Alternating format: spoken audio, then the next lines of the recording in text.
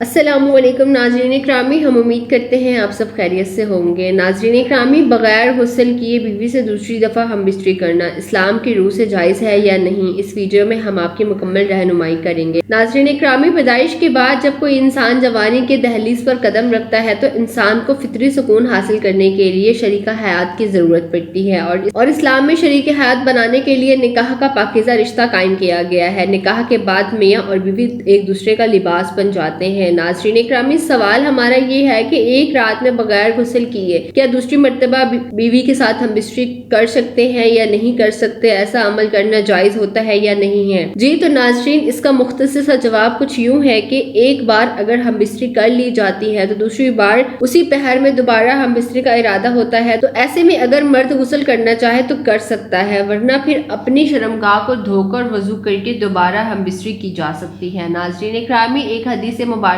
میں کچھ یوں ذکر کیا گیا ہے کہ حضرت ابو سعید خروی رضی اللہ تعالی عنہ مروی سے ہے کہ رسول اکرم صلی اللہ علیہ وآلہ وسلم نے فرمایا کہ جب تم میں سے کوئی اپنی بیوی سے ہم بستری کر لے پھر دوبارہ ہم بستری کرنا چاہے تو وضو کر لے۔ ناظرین، ایک اور حدیث میں روایت ہے کہ وضو دوسری بار جمع کرنے کے لیے چستی پیدا کرتا ہے۔ ہم امید کرتے ہیں آپ کو ہماری یہ ویڈیو بہت پسند آئی ہوگی، آپ کو یہ بات واضح طور پر سمجھ آئی ہوگی کہ ایک بار ہم بستری کے بعد بغیر غسل کیے دوبارہ ہم بستری کی جا سکتی ہے۔ شرط یہ ہے کہ اپنے جسم کا حصہ صاف کرنا ہوگا اور وضو کرنا ہوگا۔ اگر غسل نہیں کر سکتا مرد تو وہ وضو کر سکتا ہے، وضو کرنے کے بعد دوبارہ ہم بستری کر سکتا ہے۔ ہم امید کرتے ہیں آپ کو ہماری یہ ویڈیو بہت پسند آئی ہوگی۔ کوئی بات جو پوچھنا چاہتے ہیں آپ کامنٹ کے تھرو پوچھ سکتے ہیں۔ خیال رکھیے گا اپنا، آپ سے ملاقات ہوتی ہے پھر نیکسٹ ویڈیو میں۔ اللہ حافظ۔